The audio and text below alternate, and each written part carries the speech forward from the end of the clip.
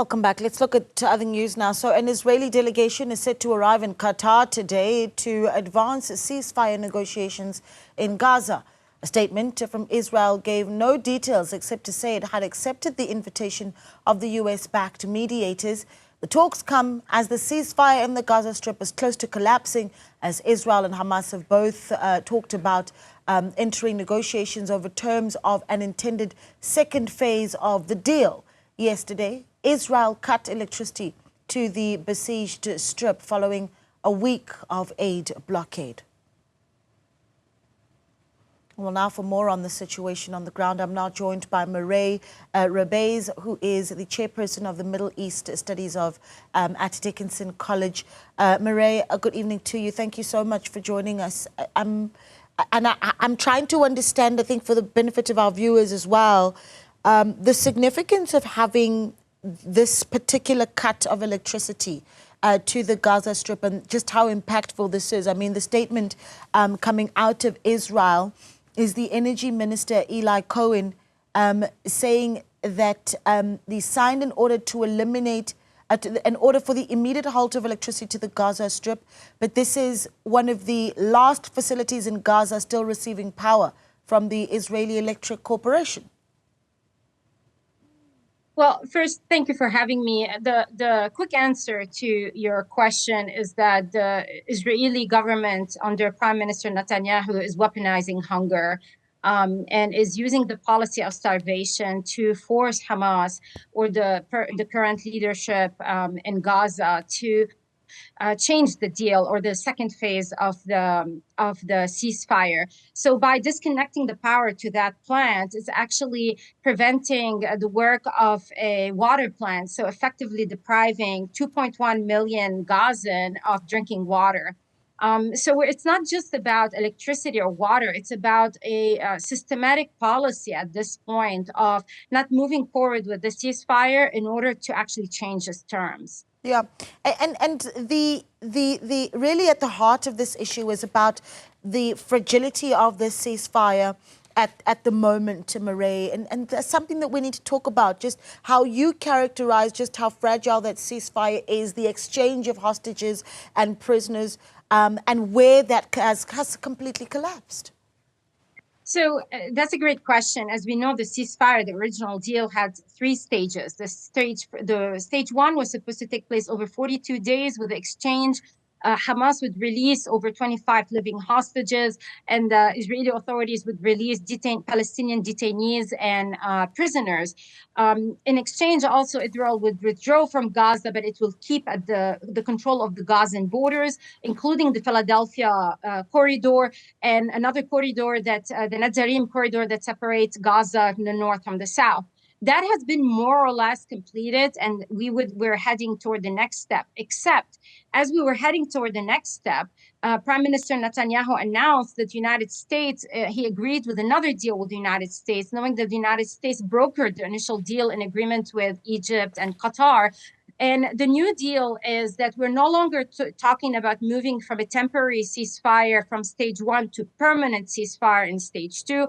We're talking again about temporary ceasefire for another 50 days in return of another round of negotiations. Hamas rejected that deal flat out. And in retaliation to that rejection of that deal, Prime Minister Netanyahu and his government implemented a blockade on humanitarian aid. And as I said, the policy of starvation and weaponizing hunger. One of the things that I do think about, though, is as we started to see this, I suppose, the beginning of this round of ceasefires, what we did see, and this is, I think, it's speaking to the vulnerability of people in Gaza, if you can assist us with that, was many people then trying to return back to their homes, expecting that this was an opportunity for them to rebuild. Absolutely.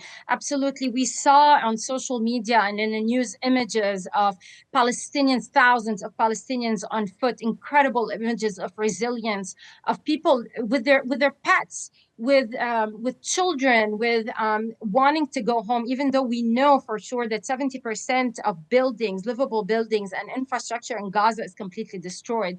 So not only this is jeopardizing the ceasefire or the entire deal, but it's also, for me personally, and also for a lot of analysts, it indicates an ill intention from Israel.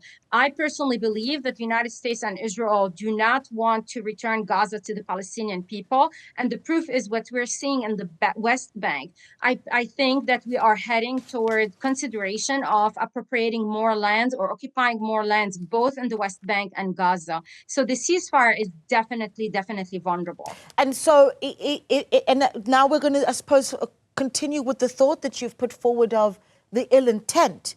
What then would be the benefit of a 50-day ceasefire? Well, that's the thing. Like, it's very unclear. One of the things that came up today is because, it's unfolding as we're talking, right? Like the meetings are supposed to be happening today within the next 24 hours. So one of the things that floated is that they're talking about the complete disarming of Hamas, which Hamas agreed to in return of a truce from 5 to 10 years. But it's unclear who is going to be the leadership of Gaza. So are we talking about continuity of occupation? Are we talking about Gaza under the authority of the Palestinian authorities? Are we talking about the IDF controlling the borders like they do also in the West Bank? So it's not clear. The deal is not clear at all. Like, I don't want us to think about that, oh, this is another 50 days and it's good, because the terms are not clear. And more importantly, the American foreign policy is fluctuating. On the one hand, it's presenting itself as the savior of the Palestinian by talking about a truce 5 to 10 years, so sustainable peace. On the other hand, we had images of President Trump glorifying ethnic cleansing in Gaza. So it's unclear. I would say it's unclear, but I would say I'm not optimistic. And you mentioned Donald Trump, of course, President of the United States of America. And I think, I immediately want to talk about who and the sort of countries who are gaining prominence in this debate between Hamas and Israel, and who simply is being sidelined. So, what's interesting is, like, we had the prominent role of Jordan and Egypt in the equation, and they came up with a reconstruction plan that was approved by the Arab League and the Arab countries, and it was rejected entirely. I think at this point we are witnessing a complete push from the United States and Israel toward their side, and ignoring the other countries that have been part of the equation, which is Jordan and Egypt. The proof is one of the things that President Trump had said early in his talk about Gaza is, like, why can't Egypt and Jordan take all the Palestinians? Otherwise, we'll cut their aid. So the policy that we're seeing is not really a policy of diplomacy, as we also saw the humiliation of President Zelensky in the White House. It's not only it's no longer a policy of diplomacy. We're really heading toward a policy of force. Who is stronger, who can impose their will, and who is more powerful. Yeah, CNN reporting that with this power supply cut off, there is now a 70% reduction in the amount of desalinated water that's suitable for drinking. I mean, that's a 70% reduction is massive. And so I don't know if you're getting reports of what things are looking like on the ground. We do know that recently aid organizations that we've spoken to, desperate to get into Gaza and unable to do so. What are the reports of how desperate the situation is on the ground? Well, from what I'm reading, again, I read in Arabic and French and in English. From what I'm reading, it is definitely desperate. And some of the aid is perishable. So the longer it sits, the less usable it's going to be on long term. But more importantly, it's not just about drinking water. It's also about what we can do with water. We're talking about infant food, we're talking about dialysis, we're talking about a chronic illness that require frequent drinking of water. We're talking about pregnant women. We're talking about nourishment, hygiene. I'm thinking, like, we dismiss these things, but hygiene, if you don't shower with clean water, there can be other diseases like skin diseases and so on. So the need is definitely urgent, and it's actually illegal and inhumane to weaponize hunger and starvation like this. Yeah. Mireille Rebeiz is speaking to us there, giving us perspective on the latest coming out of Gaza, where we are, of course, seeing the energy minister for Israel, signing an order to halt the electricity supply going into the Gaza Strip. Mireille Rebeiz, there, Chair of Middle East Studies at Dickinson College, speaking to us this evening.